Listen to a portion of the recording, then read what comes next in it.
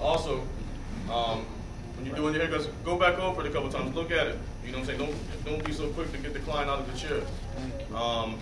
You can always find somewhere to touch up on and make the haircut look that much more precise.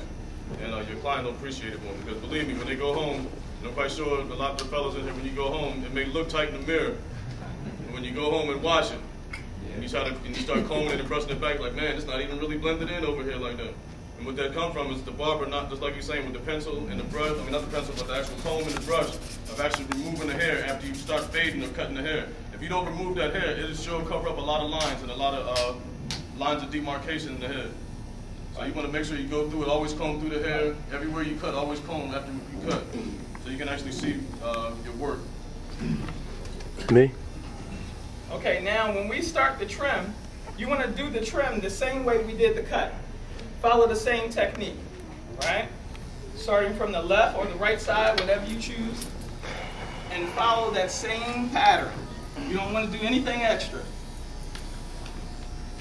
Now, when you do this trim, the trim is actually going to help you to have a better outline, because now you've cut all the bulk around the whole head first and the outline. You cut all that bulk out. So when you go to your trim, then you're just going to lay everything down. And this is going to help to make that cut look like a helmet. You ever see some guys, and you know, after they get their cut, and they walk it around, and it just look like they pick their head up from off their dresser and put it on? You know what I mean? It looks like you can just peel that hairline off. That's what this is going to help you to create, to make. You know, once you do that, you put that trim on there, it's just going to seal the whole cut. So what tool do you use right now? This is the Andes Master. Surgical blade. Yeah, it has a surgical blade on it. Or a fade blade that they call it. Fade blade, surgical blade, that means that the blade is flat. Right? The blade is flat. Now, that's not the original blade that came on? No, that's No. the blade that normally comes on. What's the advantage of that? The advantage of It cuts this, closer. it gets closer. You can get to the head closer. See, the old blade, it used to come down like this and have a dip on it. And you have to tilt. You used to have to tilt so much in order to get close. Right? But and just push forward. Like a bit like a Norelco, but it's the wall shaper shaper. You just have to take some of the loose hairs off the top. So you see, I can put this right on his head, and it won't. Just like if I take the clipper and go and cut the loose ends off, this does the same thing. So you're actually doing the same thing as the gentleman here doing, Yeah. with a different tool. But if you notice, I also did it with the clipper as well, because these only cut the hairs that fit inside the holes right there. Turn Right? them. And I don't like the texture of the hair is a little different. It doesn't matter. I can put this on top of here, I can put it here. The It's bowl. still not going to cut the hair unless the hair goes inside it. But you know, some people use the regular, the Norelco, the Remingtons, you know what I'm saying, whatever you get your hands on. This is a wall shaver shaper. A lot of you probably seen them in red or burgundy, but that's what they really sell them in, for the most part. I just happened to find me a little spot that had a black one and I bought it.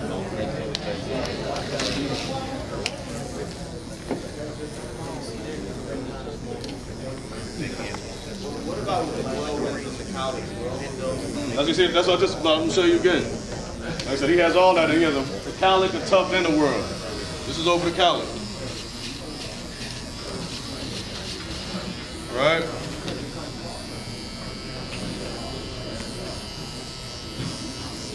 Same thing. It's not going to cut the hair off.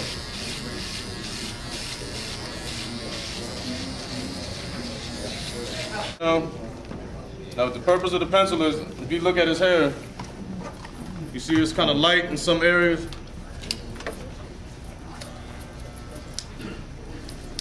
And that's what the pencil kind of fills those light spots in. Like I said, I do it to like kind of make my clients lines sharper.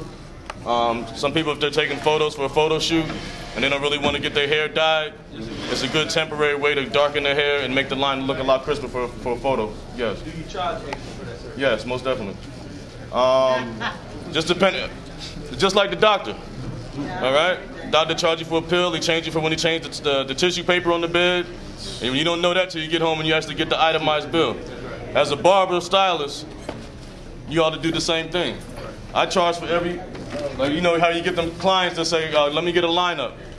All right? Once I pull these out right here, with this adjustable handle on it, it's a haircut now. All right?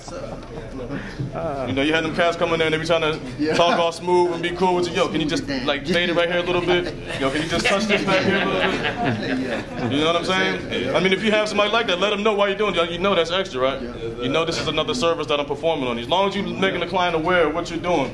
Then you said it was only $10 for a tape. I said, yeah, you got a tape, but then I faded the sides and this. I gave you a blowout or tempo fade. I faded both sides and I faded the back out. I did your goatee. I did pencil highlighting.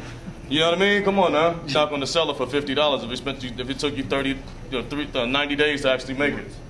You're going to charge your time, effort, and your blood, sweat, and tears that you put into the painting. You know, just like you see those paintings now, them Van Goghs and those things. Them things going for like $65 million, $100 and something million for a painting. All right, so don't put a price on your work for the most part. You know what I mean? Let the people know that you really into what you're doing, and that, you know what I'm saying, that your services are worth what you're charging. Okay, now we're going to go into the outlining. Although Rashid showed the outline, I'm going to show a technique with the outliners, and it's called arching, right? Whole blade, right? But you get your style from the corner, all right? So imagine this corner to be a pencil, right?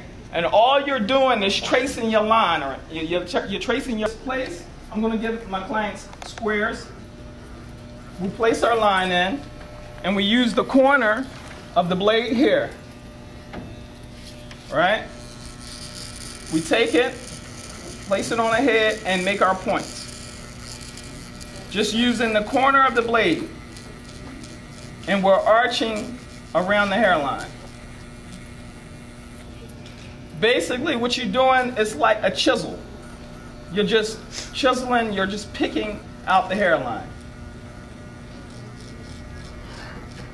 So it's easier to do with that flat one or the T-blade? Actually, you can do it with any blade. You can do it, you would think that the T-blade would be a lot better because it has that, that extra end coming out, but you can do it with a regular blade as well. It can be done. They both have points on it. Excuse me. Okay?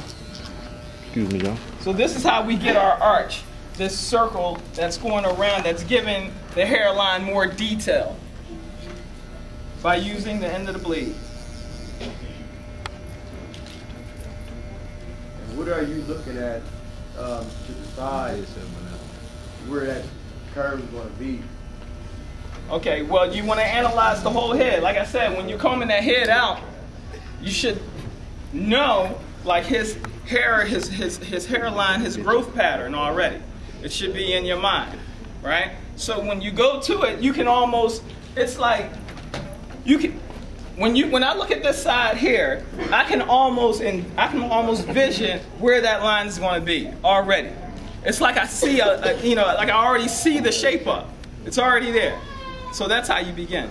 So I'm saying I said that because I do it, but then the other side ain't the same as the other side. Okay, so this is what you do. Now, Eyebrows. exactly. Somebody said eyebrows. I mean, that's one way. So Yeah, I understand. That's one way. All right, so now we see his hairline. We made his hairline right here. We started it there. The number one rule, and don't ever forget this rule, your eyes may lie to you at times. Okay?